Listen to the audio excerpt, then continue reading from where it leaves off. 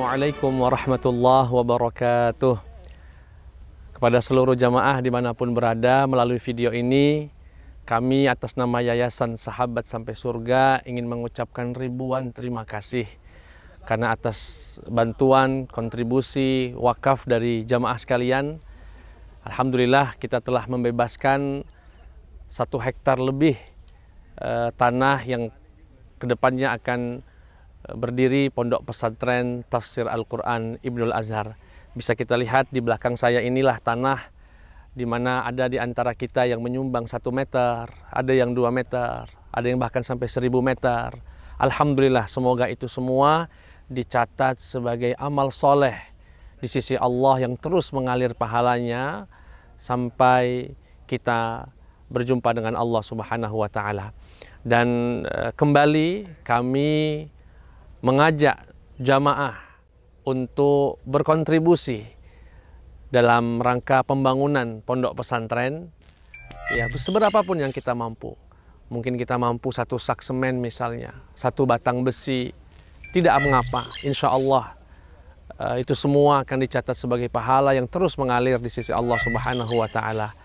Dan nanti bagaimana cara penyaluran bantuan itu bisa ditransfer melalui rekening di bawah ini. Sekali lagi kami ucapkan terima kasih dan teriring doa kepada seluruh siapapun yang membantu, yang berkontribusi. Semoga Allah sehatkan, semoga Allah lancarkan segala urusan, dan Allah lindungi keluarga kita semua dunia dan akhirat. Barakallahu fikum. Dan kami mohon doa agar kami tim Yayasan Sahabat Sampai Surga terus diberikan kesehatan, keikhlasan, istiqomah dalam mewujudkan cita-cita mulia ini demi melanjutkan perjuangan baginda Muhammad sallallahu alaihi wasallam, demi melanjutkan perjuangan para ulama dalam membumikan Al-Quran. Terima kasih. Jazakumullahu khairan. Wassalamualaikum warahmatullahi wabarakatuh. Bismillahirrahmanirrahim.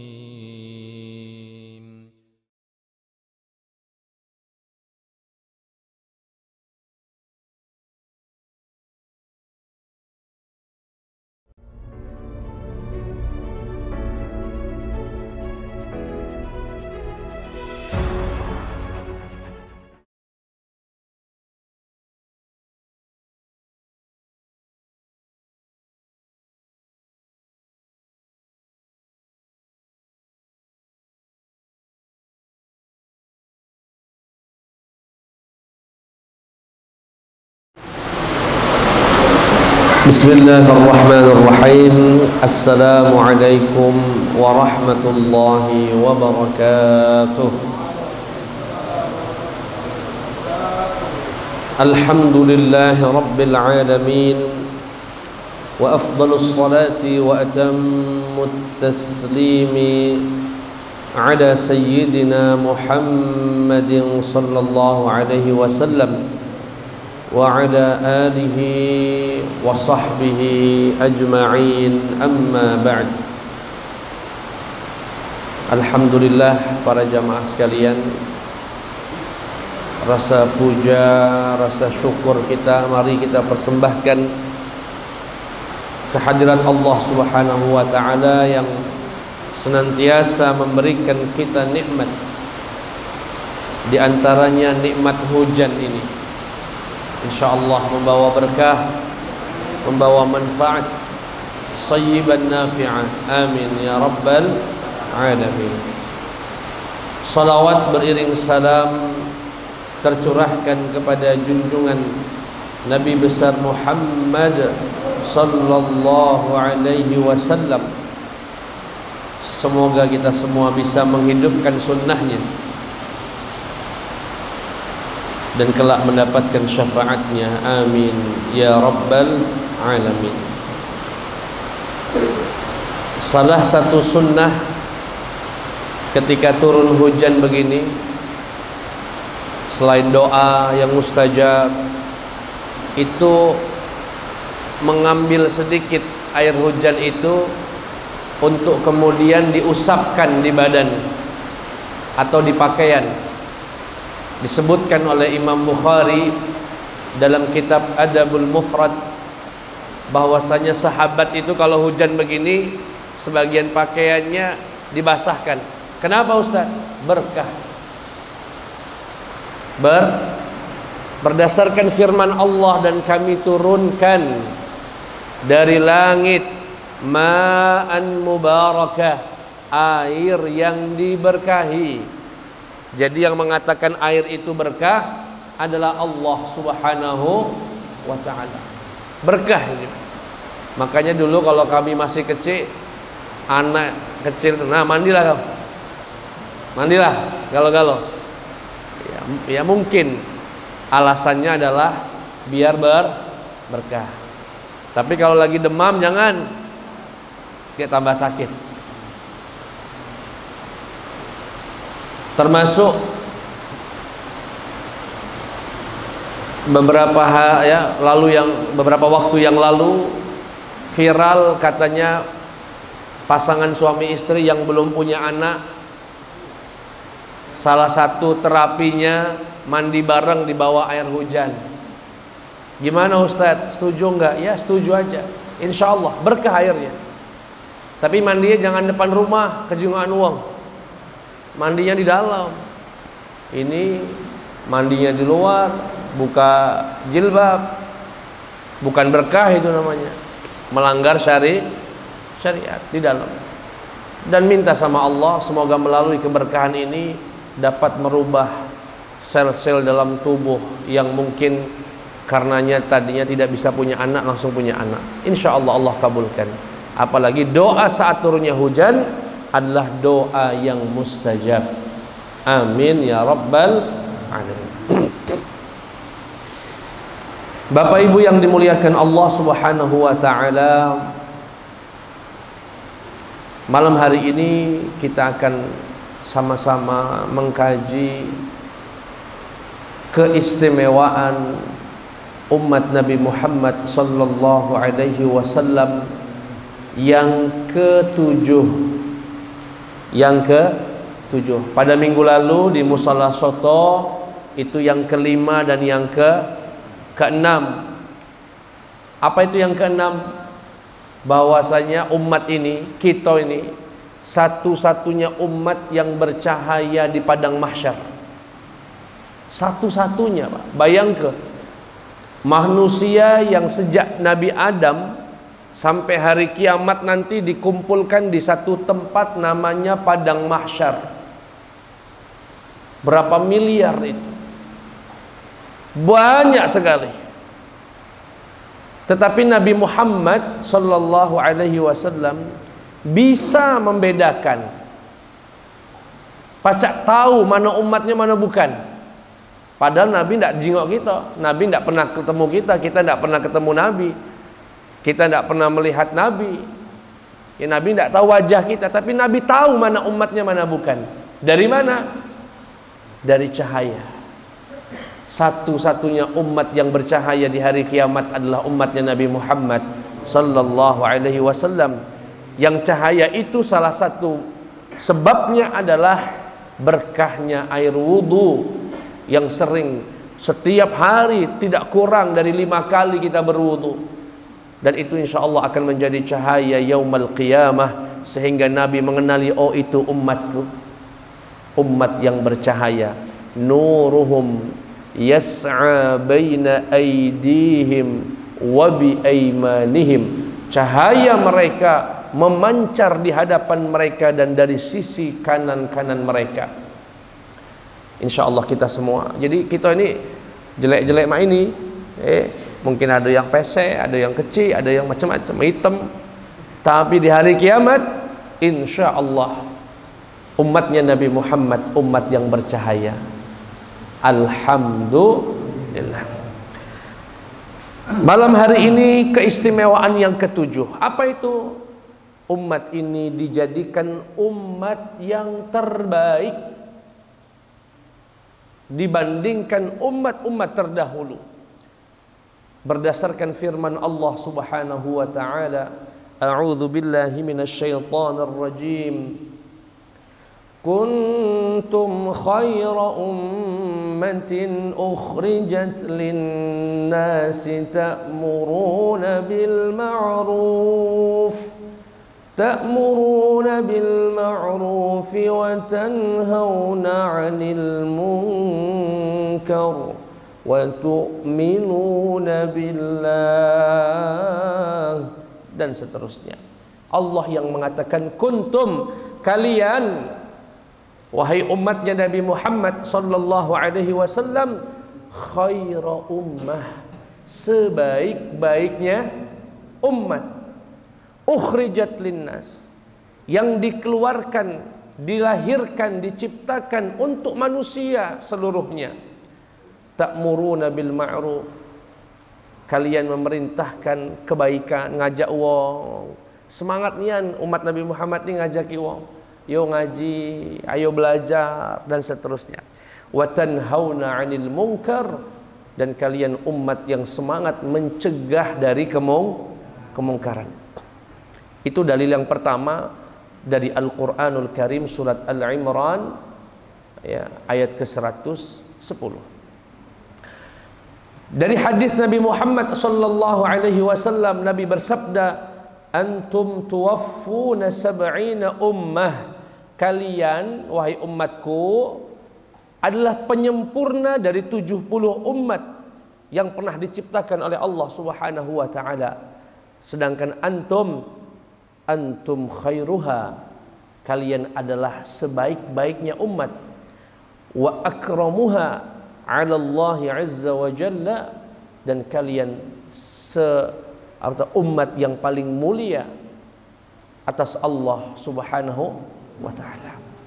Dalam hadis yang lain, Nabi Muhammad juga pernah bersabda, u'titu ma lam yu'ta ahadun minal anbiya, kata Nabi, saya ini diberikan oleh Allah sesuatu yang Allah tidak pernah berikan kepada nabi siapapun sebelum aku.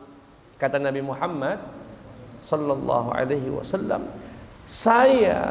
aku diberikan Allah sesuatu yang tidak pernah sesuatu itu diberikan kepada siapapun dari nabi-nabi sebelum saya.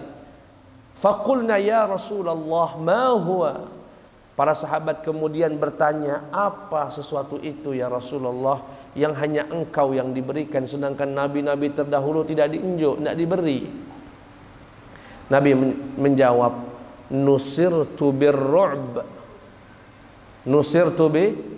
aku ini dimenangkan Allah, ditolong Allah melawan musuh hanya dengan rasa takut pada musuh. Contohnya perang Khandaq.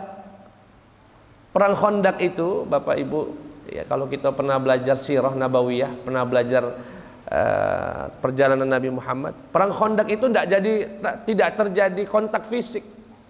Musuhnya di luar kota Madinah, dipisahkan oleh parit yang besar. Malam itu didatangkan rasa takut pada musuh, tidak berani masuk. Akhirnya kocar-kacir dengan angin kencang. Itu kata Nabi Muhammad, itu tidak pernah diberikan pada nabi-nabi terdahulu. Kalau nabi dulu kalau nak menang ya harus perang nian. Kalau aku, kata Nabi Muhammad sallallahu alaihi wasallam, aku dimenangkan Allah, ditolong Allah dengan diberikannya rasa takut pada musuh. Musuh itu pada takut. Sanulqi fi qulubihimur ru'b, kami akan lemparkan, tancapkan rasa takut di hati musuh-musuh Islam. Itu yang pertama, yang diberikan Allah kepada Nabi Muhammad tidak diberikan kepada yang lain. Kemudian wa'utitu mafatihal ardi, kemudian aku diberikan Allah kunci-kunci bumi ini. Wasummitu Ahmada, dan aku diberi nama Ahmad. Waju'ilat turabu li tahura, kemudian Allah jadikan atau dijadikan tanah untukku bisa bersuci. Kalau umat terdahulu kalau nak bersuci hanya bisa dengan air. Kalau kita tayamum pacak dengan tanah. Tanah di mana pacak dipakai untuk bersuci. Dan yang terakhir kata Nabi Muhammad, waju'ilat ummati khairal umam, dan dijadikan umatku sebaik-baiknya umat. Nah, ini dalil dasar atas keistimewaan. Ya, alhamdulillah Bapak Ibu, kita ini meski ya belum maksimal mengabdi untuk agama, belum maksimal memberikan sesuatu untuk agama, mungkin masih banyak untuk pribadi dewek. Tetapi meski demikian, kita ini umat terbaik, umat pilihan Allah Subhanahu wa ta'ala. Kuntum khaira ummah. Kenapa kita umat yang terbaik? Salah satunya karena kita umatnya Nabi yang terbaik, Nabi Muhammad sallallahu alaihi wasallam. Kemudian Bapak Ibu yang dimuliakan Allah Subhanahu wa ta'ala, menjadi umat yang terbaik ini ada syaratnya. Ada syaratnya. Disebutkan dalam ayat tadi. Apa itu syaratnya? Yang pertama, semangat mengajak kebaikan dan semangat mencegah kemungkaran. Kata Sayyidina Umar, man sarrahu an yakuna min hadhil ummati falyuaddi syartallahi fiha. Barang siapa, wahai kalian yang bahagia menjadi umat terbaik, maka tunaikan syarat yang Allah tetapkan. Apa syaratnya Ustadz agar bisa menjadi umat yang terbaik? Semangat ngajak uang berbuat baik, semangat menghalangi orang melakukan kemungkaran. Contohnya apa Ustadz? Ya. Dan ini tidak dimiliki umat sebelumnya. Apa itu? Semangat buat pengajian. Bayangke Bapak Ibu, sudah 1000 tahun lalu dakwah Nabi Muhammad, sampai hari ini masuk ke lorong roda. Semangat. Kemarin kami hatam, kita sama-sama telah menghatamkan kitab Arba'in An-Nawawiyah 1 tahun lebih. Kemudian setelah selesai, panitia, Kak Erwin dan Ghafur dan yang lain mengatakan, siapa musola yang masih galak, istilahnya melanjutkan kajian, musola Al-Hidayah mengatakan kami masih mak lanjut. Wah, itu semangat menegakkan amar ma'ruf nahi mungkar, ngajaki wong ngaji, ngajaki wong belajar. Karena melalui ngaji ini kita tahu riba itu haram, jangan dekati. Melalui ngaji ini kita tahu sholat fardu itu wajib, fardu harus kita tunaikan. Melalui majlis-majlis semacam ini kita tahu bahwasanya bermusuhan dengan tetangga itu tidak boleh lebih dari 3 hari, tidak boleh ngibahi uang, dan seterusnya. Bahkan di sebagian masjid itu ada majlis ngaji Iqra yang menghadirinya umur 70 tahun, tidak malu, masih nak galak ngaji, semangat dia. Malah ada ya yang hafal Quran umurnya udah 60 tahun. Umat Nabi Muhammad itu punya semangat itu, Pak. Semangat mengajak kebaikan, mencegah dari kemungkaran. Kata Nabi, benar. Kata Sayyidina Umar, benar memang. Kita ini umat terbaik, tapi ada syaratnya. Apa itu? Semangat mengajak kebaikan dan mencegah dari kemungkaran. Pak Ustadz, tapi aku ini bukan Ustadz. Pak Ustadz, cak mana nak ngajak? Ya sudah, kalau memang tidak bisa ngajak, minimal mensukseskan. Ada rezeki, bantu musola ini biar pacak melengkapi fasilitas musolanya, biar pacak menyemarakkan. Misalnya Pak Ustadz ngomong ke pengurus masjid, kapan ada pengajian kaki hilir mengaji di Musola Hidayah? Oh, Selasa depan. Ya sudah, aku yang nyumbang banyunya 2 kardus, 2 kotak. Itu saja bagian dari mensukseskan amar ma'ruf nahi mungkar. Kalau alasannya tidak punya ilmu, minimal bisa bantu dengan harta. Tidak punya harta juga Ustadz, hadir. Hadir ini membuat kita semangat mengajak orang lain untuk ikut. Itu bagi, insya Allah dengan itu Allah akan golongkan kita menjadi umat yang terbaik. Kuntum khaira ummah, kalian adalah sebaik-baiknya umat. Cuma kalau dipikir-pikir Bapak Ibu, lebih banyak orang itu amar ma'ruf daripada yang nahi mungkar. Padahal suatu dakwah, suatu perjuangan agama ini tidak akan sukses kalau tidak beriringan itu amar ma'ruf sama nahi Amar ma'ruf itu mengajak kebaikan, nahi mungkar itu mencegah kemungkaran. Kalau aku pacak ngenjuk contoh, seperti wong bercocok tanam di sawah. Apa yo sukses seorang petani kalau sekedar membajak, kemudian nebar benih, ngenjuk pupuk misalnya, pestisida misalnya, kemudian dia tidur tanpa membuat strategi untuk menghalangi burung, menghalangi belalang, menghalangi tikus, menghalangi babi hutan, merusak tanamannya. Tidak sukses. Petani kalau tidak menghalangi hama-hama itu, tidak sukses, cuma bercocok tanam. Persis. Orang kalau dakwah cuma amar ma'ruf saja, cuma menanam benih saja, menebar pupuk saja, nggak akan sukses tanpa ada yang mencegah hamanya, mencegah kemungkarannya. Nah, jadi dua-duanya harus berjalan. Ngaji rajin. Jingok misalnya di kampung ini mau ada acara Agustusan misalnya. Boleh nggak Ustadz? Boleh.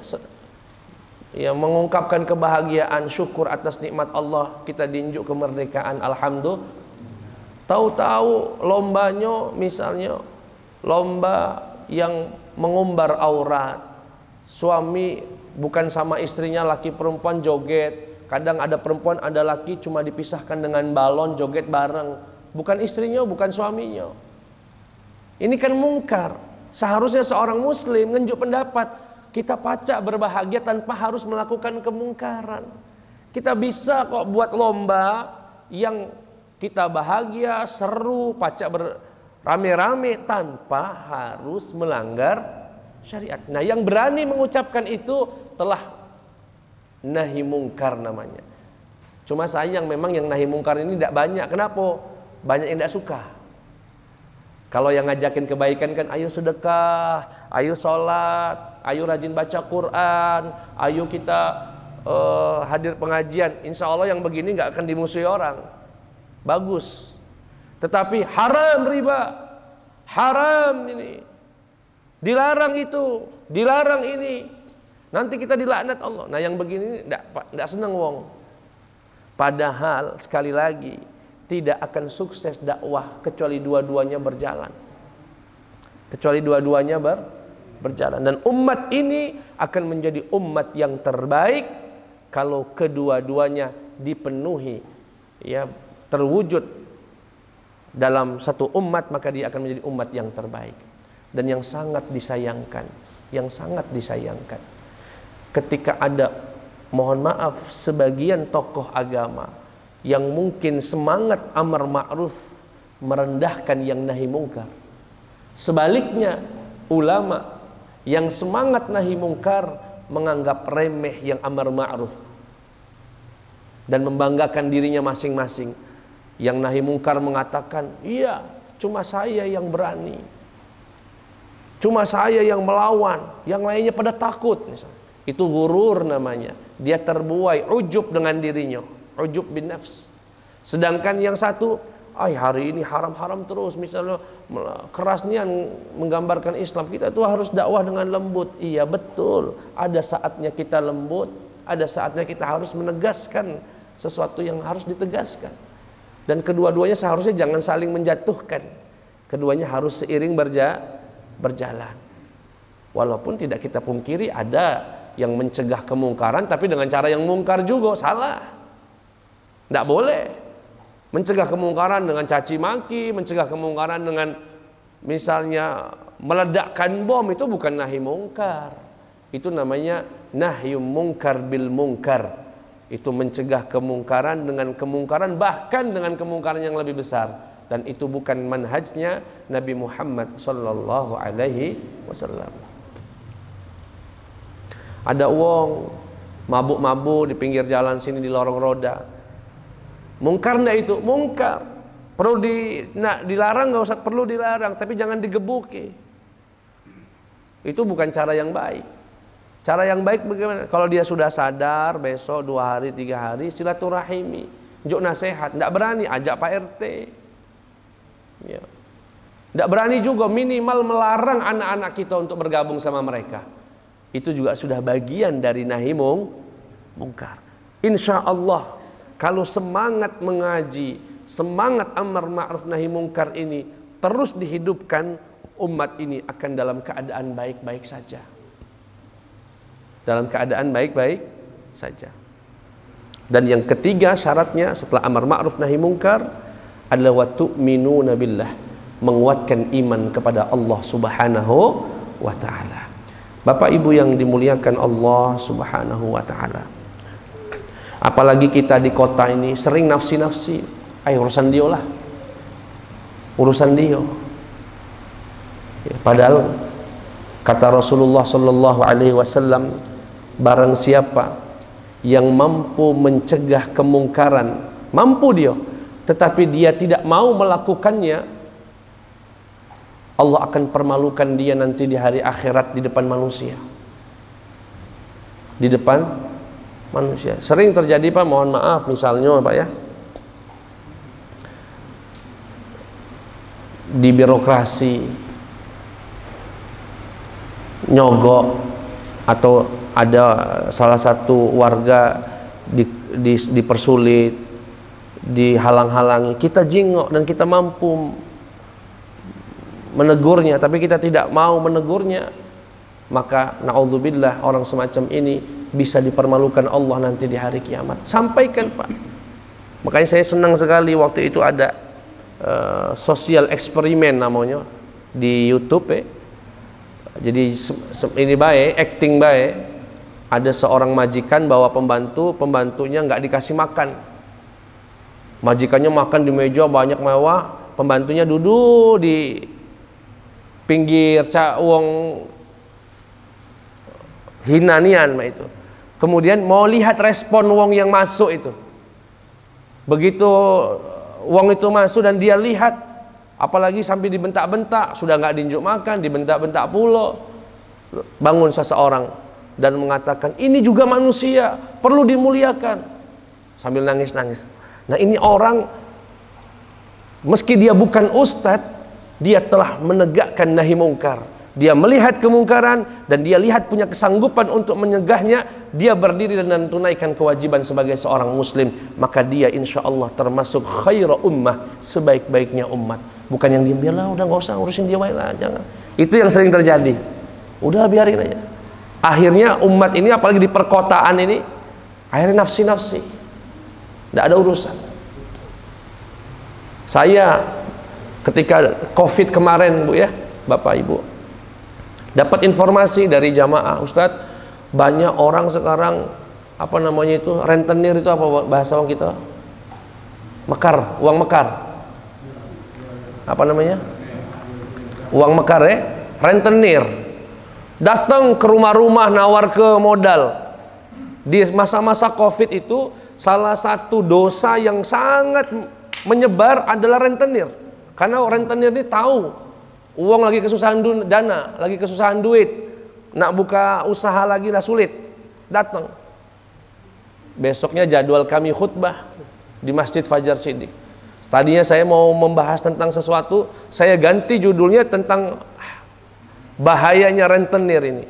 Orang-orang yang senyum di depan muka kita, oh di awal-awal Pak gampang Pak, mudah nian, cuma fotokopi baik, kaget kami injuk 10 juta, 2% bunganya. Begitu nagih, nah bawa preman dia. Mulai nagih dengan kata-kata kasar, nagih dengan ancaman-ancaman, mulai kita lari sana lari sini, mulai kaget bohong sana, bohong sini. Na'udzubillah, hidupnya mulai nggak tenang itu. Nah, apakah kita diam saja? Banyak yang diam, tidak peduli, biarlah urusan dia yang salah. Oh enggak, minimal harus ada orang yang berani mengatakan haram dan itu dilaknat oleh Allah dan gak akan hidup berkah orang tersebut, baik yang meminjam atau yang meminjamkannya, bahkan yang ikut mensaksikannya, dan dia diam saja akan mendapatkan laknat dari Allah Subhanahu wa ta'ala. Umat Nabi Muhammad itu punya semangat untuk menyelamatkan saudara-saudaranya, untuk semangatkan saudara-saudaranya. Jamaah sekalian yang dimuliakan oleh Allah Subhanahu wa ta'ala. Jadi kalau pengen jadi umat yang terbaik, ya harus begitu. Jangan yang cuek-cuek baik, cak ada iyo cak ida, jangan. Ya. Kemudian kata Nabi Muhammad, dan ini sebagai penegasan, la tazalu ta'ifatun, senantiasa masih ada di umatku ini sekelompok orang zahirina 'alal haq, semangat yang menunjukkan, menegakkan kebenaran, la yadurruhum man khalafahum, tidak peduli bagi mereka, tidak rugi bagi mereka, tidak membahayakan mereka siapapun yang menghalangi, siapapun yang berbeda, siapapun yang tidak suka, hatta ya'tiya amrullah, sampai Allah nanti yang membuktikan siapa yang benar, siapa yang salah. Tugas kita hanya memperjuangkan baik, hasilnya kita pasrahkan kepada Allah Subhanahu wa ta'ala. Jemaah sekalian yang dimuliakan oleh Allah Subhanahu wa ta'ala. Dan kata Sayyid Muhammad, wa hadza bi khilafi ahli alkitab fa innahum ahmalu hadhihi asy-sya'irata wa tanasuha mujamalatan wa riya'an aw nifaqan wa istibdalan lilladhi huwa adna billadhi huwa khair. Kata Sayyid Muhammad, dan ini berbeda betul umat kita ini dengan umat terdahulu ahli kitab Yahudi dan Nasrani. Mereka dulu tidak mencegah kemungkaran, basa-basi, banyak basa-basinya. Ada jelas-jelas misalnya, misal Bapak Ibu ya, di masjid ada imam akhlaknya tidak benar, ada imam keluar dari rumahnya pakai celana pendek, mungkar nggak itu Pak? Pantas nggak jadi imam? Tidak pantas jadi imam. Tapi karena tidak enak tadi, adalah biarlah, kaki dia kesinggung, kaki dia ini, kaki dia ini. Yang beginilah yang merusak agama ini. Ada imam misalnya, atau ada ustadz, atau ada siapa, ya, bacaannya hancur, jelek misalnya, rusak tajwidnya, tapi tidak ditegur, mungkar tidak itu Pak? Mungkar, karena jadi imam itu kan bertanggung jawab atas keabsahan jamaahnya, tapi tidak berani negur. Kenapa? Tidak enak Ustadz, kaget dia. Yang beginilah yang dilakukan oleh orang Yahudi dan Nasrani dulu. Banyak basa-basi, rasa tidak enak, mujamalatan, warian, apalagi na'udzubillah ada yang mencari rizki dari itu. Ada pemimpinnya korupsi, dipuji-puji terus. Ada pemimpinnya atau ada bosnya yang melakukan kemungkaran. Bosnya nih misalnya dipanggil, sini kamu. Iya bos, ada apa bos? Aku ini kan bentar lagi acara Natal misalnya. Oh iya bos, cuman biar pendapatan kita nih bertambah, dagangan kita laris, aku caknya punya pendapat, gimana kalau kalian pakai pakaian Sinterklas galau? Setuju tidak? Oh tidak apa-apa bos, itu strategi bagus. Karena takut dipecat tadi itu, takut dipecat, tidak berani mengatakan kebenaran. Yang beginilah yang dilakukan dulu oleh orang-orang Yahudi dan Nasrani. Sehingga apa? Lu'inal ladzina kafaru min bani Israil ala lisani Dawud wa Isa bin Maryam. Dilaknat orang-orang kafir dari golongan Bani Israel, Yahudi dan Nasrani, melalui lisannya Nabi Daud dan Nabi Isa. Dzalika bima asaw wa kanu ya'tadun. Itu karena mereka bermaksiat, itu karena mereka melampaui batas. Mereka tidak menegakkan amar ma'ruf nahi mungkar. Tidak menegakkan amar ma'ruf nahi mungkar. Sehingga mereka mendapatkan kehinaan. Duribat alaihimudz dhillatu wal dhillatu aynama thuqifu. Mereka diliputi kehinaan. Na'udzubillahi min dzalik. Bapak Ibu yang dimuliakan Allah Subhanahu wa taala. Dan di ayat ini ada kabar gembira Bapak Ibu, ada kabar gembira dari Allah Subhanahu wa taala bagi umat yang menegakkan amar ma'ruf nahi mungkar dan beriman kepada Allah Subhanahu wa taala. Ada 3 janji Allah. Ada berapa Bapak Ibu? 3 janji Allah. Yang pertama, bisyarah yang pertama, bi anna hadhihi al-kathrah min a'daihim lan yadurruhum dararan baligha Yang pertama, kata Allah, jika umatnya Nabi Muhammad semangat untuk amar ma'ruf, mengajak kebaikan, mencegah dari kemungkaran, dan meneguhkan imannya kepada Allah Subhanahu wa taala, maka musuh tidak akan bisa memberikan bahaya apapun. Itu Allah yang janji, Pak. La yadurruhum illa adza, kecuali cuma ngomong-ngomong baik. Paling kalau kita benar-benar negakkan agama, mohon maaf Pak ya, mohon maaf, Qatar yang sekarang jadi tuan rumah Piala Dunia, tegas pemerintahannya tidak menyediakan bir, minum khamar. Itu amar ma'ruf nahi mungkar enggak Pak? Amar ma'ruf nahi mungkar, meneguhkan jati dirinya sebagai seorang muslim yang tidak menyediakan itu. Kalau sudah begitu, apa janji Allah? La yadurruhum illa adza. Tidak akan, la yadurrukum illa adza, tidak akan bisa ngasih bahaya. Paling cuma diejek-ejek, dan terbukti paling media barat yang mengatakan, oh ini enggak mencegah tidak menghormati kami sebagai tamu, oh ini nyesel kami jadikan dia jadi tuan rumah. Paling cuma ngomong-ngomong begitu saja, nggak bisa ngomong, tidak bisa melakukan apa-apa sampai harus kemudian menjatuhkan Qatar, merusak Qatar, enggak. Karena itu janji Allah, la yadurrukum illa adza. Qatar menolak untuk dikibarkan bendera LGBT. Nauzubillah, bendera yang warna pelangi, yang menggambarkan laki sama laki, betino sama betino, ya, tidak diizinkan. Padahal di Eropa pemain bola ada sebagian yang pakai bendera-bendera LGBT. Qatar tidak mau melakukannya. Paling apa udah yang dia dapat? Ya ejekan, paling sindiran dari sana sini. Karena itu janji Allah, la yadurrukum. Jadi kalau kita semangat mencegah dari kemungkaran, insya Allah la yadurrukum illa adza, ay la yadurrukum illa dararan yasira. Yani mereka tidak akan bisa membahayakan kalian kecuali dikit. Seperti apa? Ka'ayyudzukum bi'alsinatihim wa yulqus syubah bainakum liyasuddu man dha'afa imanuhu 'anil haqq wa huwal muradu bil adza fi qawlihi la yadurrukum illa adza. Kata Allah, janji aku akan melindungi orang yang mencegah dari kemungkaran, yang semangat mengajak kebaikan, dari bahaya. Paling bahaya yang sedikit saja, adza saja, berupa ejekan, sindiran. Nah, mungkin contohnya terlalu besar Qatar. Misalnya di kampung aku, di kampung kita, ada sekelompok wong nyabung ayam. Wah, ngumpul ngundang ke wong dari mana-mana, diundang ke suruh nyabung ayam di kampung kita.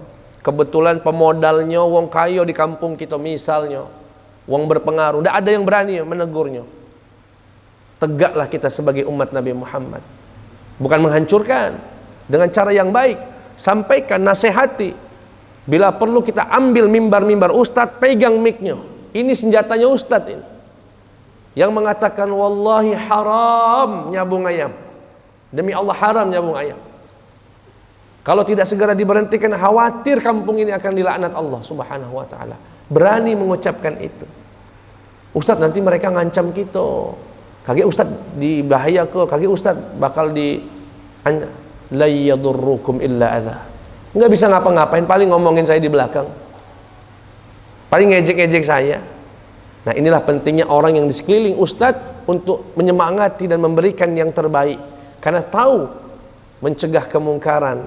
Begitu juga dengan amar ma'ruf, bukan sesuatu yang tanpa tantangan. Pasti ada yang tidak suka, ada yang menfitnahnya, ya, ada yang menjatuhkan, bahkan mungkin ada yang niat membunuhnya.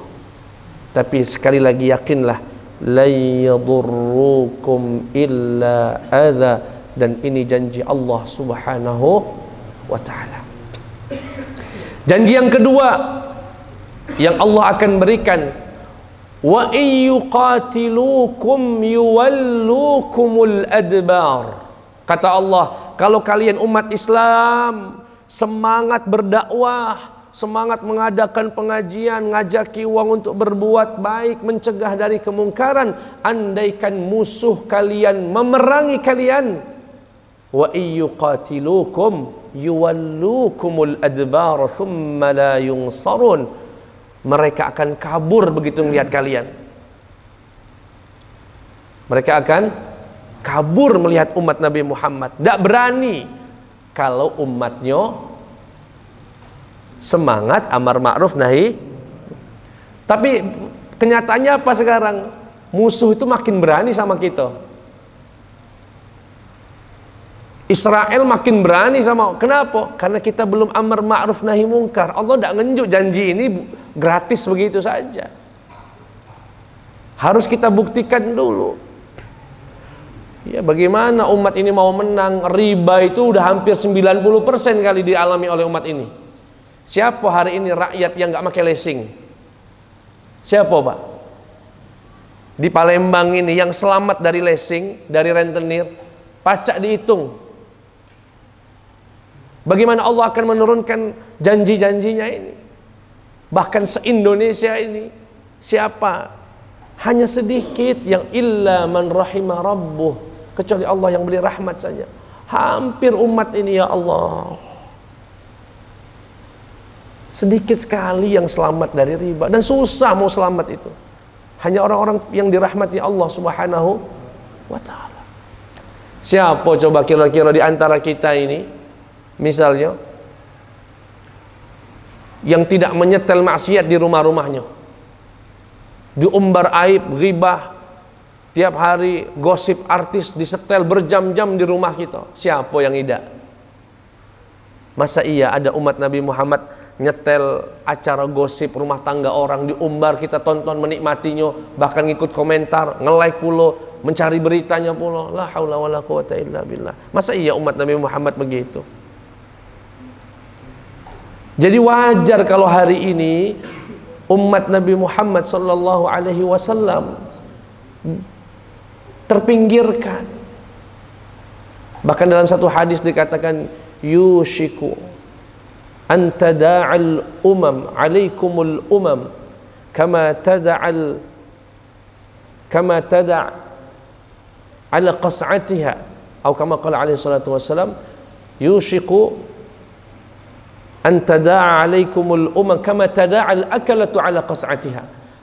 Hampir saja akan datang nanti suatu zaman, suatu hari, umat Nabi Muhammad ini hanya akan menjadi mangsanya musuh, jadi santapannya musuh, seperti hewan-hewan buas yang sedang mengincar, menyantap bahkan satu makanannya, satu hewan buruannya.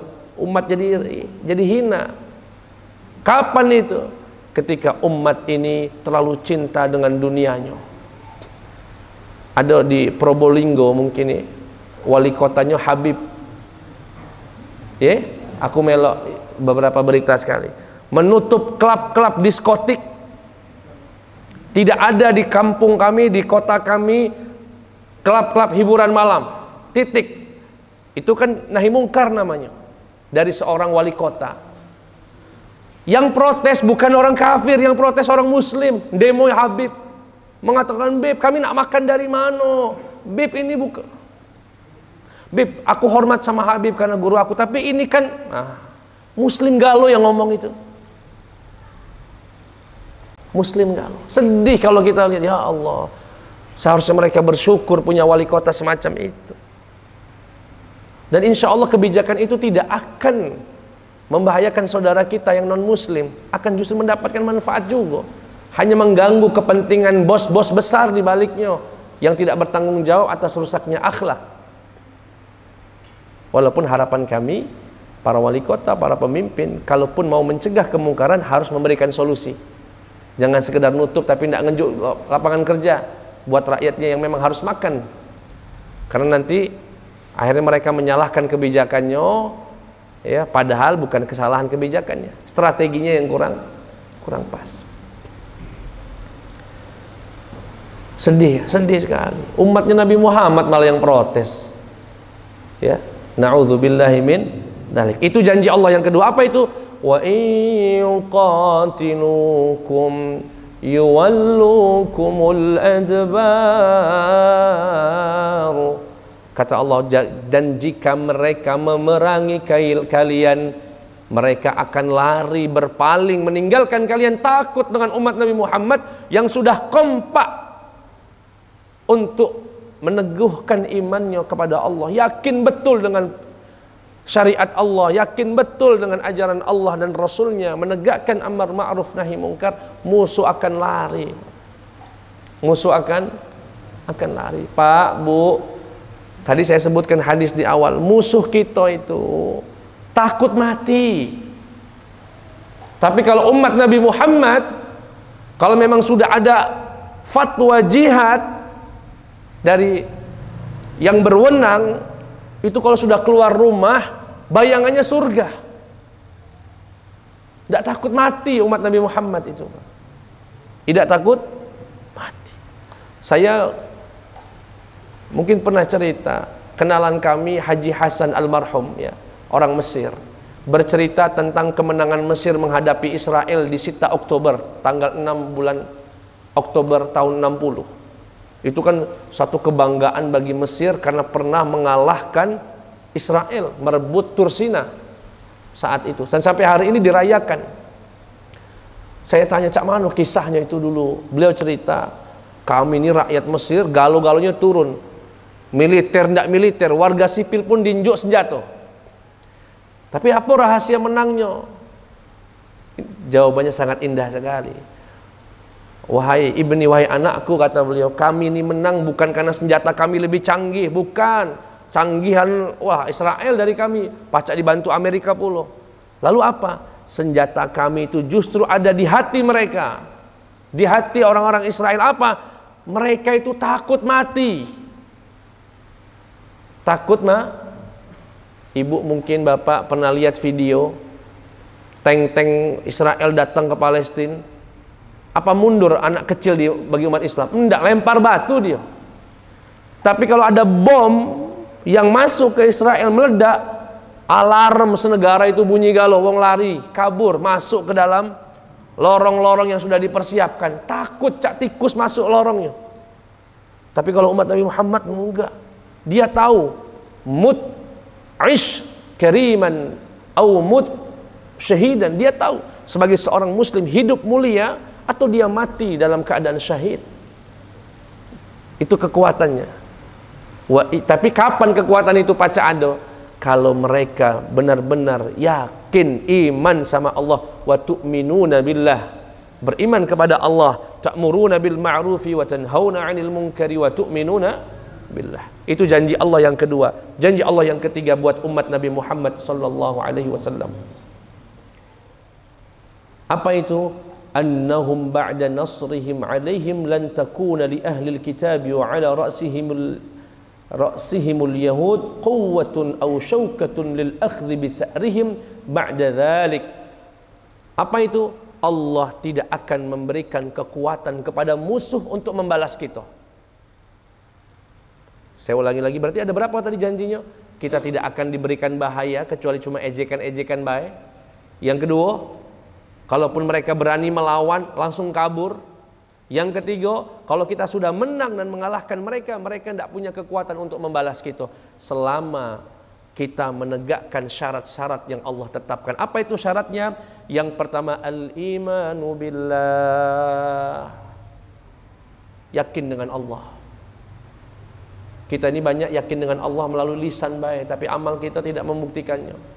Buktinya tadi, begitu bosnya ngomong, aku nak mewajibkan, padahal muslim bosnya ini, nak mewajibkan pakaian santer kelas di toko aku. Anak buahnya tidak berani ngelarang, malah ngedukung. Kenapa? Padahal dia iman sama Allah. Rupanya dia lebih takut dan dia rupanya lebih yakin kalau rezekinya itu dari bosnya, bukan dari Allah Subhanahu wa ta'ala.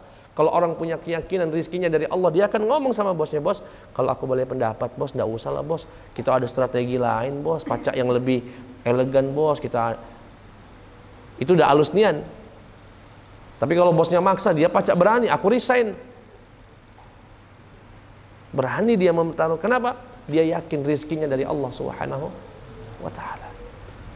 3 janji itu. Syaratnya apa tadi? Al-imanu billah. Dan yang kedua, ta'muruna bil ma'rufi wa tanhauna 'anil munkar, semangat mencegah ya, mengajak kebaikan dan mencegah dari kemungkaran. Bahkan di akhir kitab ini Syekh atau Sayyid Muhammad mengkritik kondisi umat hari ini. Kenapa umat ini caknya terpinggirkan, terasingkan. Bayangkan Bapak Ibu, orang Arab itu jumlahnya 400 juta. Arab itu Pak, hampir setengah miliar.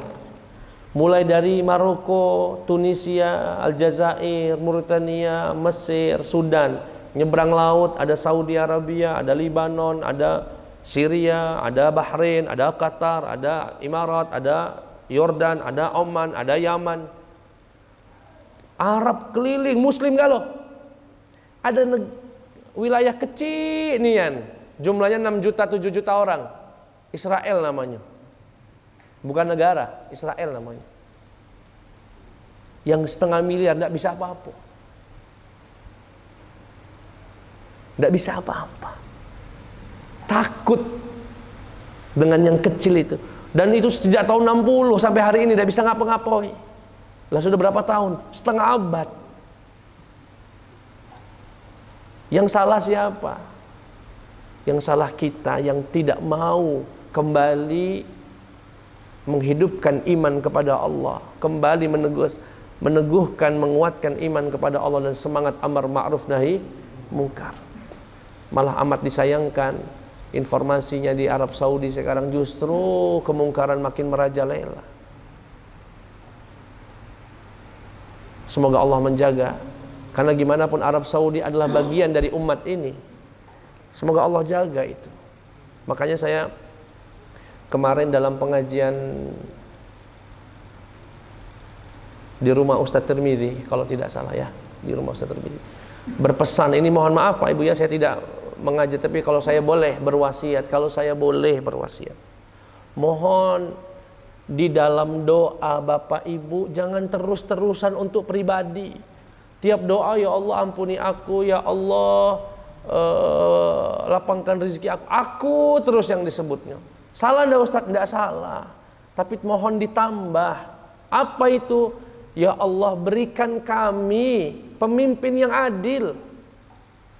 Berikan kami Indonesia ini negeri yang adil, dan begitu juga dengan negara-negara muslim yang lainnya. Mohon Pak itu diselipkan dalam doa kita. Jangan terlalu sempit pikiran kita, terlalu pendek mikirkan dompet kita baik, mikirkan rumah kita baik. Kata Imam Ahmad bin Hanbal disebutkan dalam kitab Demokratiyah karya Profesor Dr. Qardawi rahimahullah. Dikatakan Imam Ahmad mengatakan, andai kata Allah hanya memberikan aku satu doa yang mustajab. Ya ini seakan Allah berkata, hei Ahmad, kamu cuma punya satu doa, mustajab pasti dikabulkan. Kira-kira mintanya apa? Andaikan itu yang aku punya cuma satu, maka aku meminta kepada Allah agar umat ini diberikan pemimpin yang adil. Kenapa? Kalau dia sudah adil, keberkahannya tidak hanya untuk kita pribadi, untuk umat, untuk bangsa ini. Betul apa betul Pak? Mohon Pak ya Ibu ya, selipkan. Jangan nanti doanya tinggal seminggu sebelum pemilu baru doa. Dari sekarang doa, ya Rabb, anugerahkan kami pemimpin yang adil ya Allah, pemimpin yang bisa, yang takut kepada Allah, pemimpin yang bisa mensejahterakan rakyatnya. Kenapa? Karena pemimpin itu punya tanda tangan sakti. Punya apa Bapak Ibu? Tanda tangan sakti. Dia buat baik di atas kertas itu. Setiap bulan musola dan masjid dapat bantuan 25 juta. Berlaku itu Pak. 5 tahun dia menjabat, seluruh dunia, seluruh Indonesia ini mendapatkan 25. Oh makmur masjid musola gitu. Tiap bulan dapat 25. Pacak banyak kegiatan positif. Hanya dengan 2-3 detik dia menandatangani. Tetapi kapan kita mendapatkan pemimpin yang demikian itu? Pertama diawali dari doa kita. Ya Rabb, anugerahkan kami pemimpin yang adil ya Allah, yang bisa merangkul bangsa ini, bisa mendamaikan anak-anak bangsa ini, menegakkan ya keadilan di tanah negeri kita ini, Indonesia. Amin ya rabbal. Semoga kita termasuk yang mendoakan itu. Ya, karena hanya dengan itulah kita bisa berharap kepada Allah Subhanahu wa taala untuk merubah keadaan ini. Kemudian beliau katakan dalam hadis, ya, beliau Sayyid Muhammad ini menyindir bagaimana kita bisa mendapatkan kemuliaan sebagaimana umat terdahulu, Pak, Bu. Terakhir saya ceritakan tentang ini. Saat itu Islam benar-benar ada di hati, benar-benar ada di perbuatan dan sikap, akhlak dari pemeluk-pemeluknya, dari umat Islam. Sampai akhirnya Islam sampai ke Gornata sana. Ya, Qurtubah. Qurtubah itu bahasa Arab, ya, Qurtubah. Makanya ada Imam Qurtubi namanya. Kalau bahasa Indonesianya Cordoba. Spanyol. Saat itu orang Eropa dikenal hidup di zaman usur Zulmatil Wusta, era kegelapan pertengahan abad. Maksudnya gimana, Ustadz? Saat itu Bapak Ibu, umat Islam sudah punya rumah sakit yang canggih, punya alat bedah yang canggih, luar biasa di 700 tahun yang lalu. Tidak tahu di Indonesia ini apa yang terjadi. Di sana sudah ada peradaban. Orang Eropa, kalau ada orang sakit, itu akan diasingkan, dimasukkan dalam ruangan, dianggap mereka adalah orang-orang yang dilaknat Tuhan. Kalau sembuh berarti Tuhan memaafkan, kalau tidak sembuh, mati, berarti Tuhan tidak memaafkan. Begitu cara berpikirnya. Ada orang sakit di Eropa dulu, pakai agama Nasrani dan sebagainya. Wong sakit, oh ini dilaknat Tuhan, masukkan ke ruangan tuh, kumpulkan sama yang sakit-sakitnya. Tertinggalian mereka, kubu kalau kami ngomong itu, sangat badui sekali, pemikirannya sangat dangkal sekali. Di zaman itu umat Islam sudah punya rumah sakit. Bayangkan itu, bagaimana majunya kita. Umat sudah sampai kemana saat itu? Saat mereka berpegang teguh dengan agama. Tapi saat umatnya kayak begini, kayak kita ini, nah, dari 100 kakak di kampung kita itu minimal lah, ya saya yakin itu tidak kurang dari 50% yang pernah makan riba. Yang istrinya masih keluar dari rumah tidak pakai kerudung. Anak-anak gadisnya masih diizinkan keluar sama pacarnya, bahkan dimodali. Nah, untuk jajan di luar. Aduh, yang seperti itu. Ya nggak usah banyak-banyak lah. Pengajian kita ini jumlahnya berapa yang hadir, Pak? Ada lah mungkin sekarang ini 70-50. Keluar baik ke situ, nah. Kafe-kafe lebih ramai dari pengajian kita ini. Lebih tapi tidak apa-apa. Yang sedikit ini tidak mengecilkan semangat kita untuk menjadi khaira ummah. Insya Allah. Dan sekali lagi semoga tidak lupa, selipkan dalam setiap doa Bapak Ibu agar Allah anugerahkan kita pemimpin yang adil, pemimpin ya yang muslim yang adil, insyaallah. Amin ya rabbal alamin. Subhanakallahumma wa bihamdika asyhadu an la ilaha illa anta astaghfiruka wa atubu ilaih. Wassalamu alaikum warahmatullahi wabarakatuh.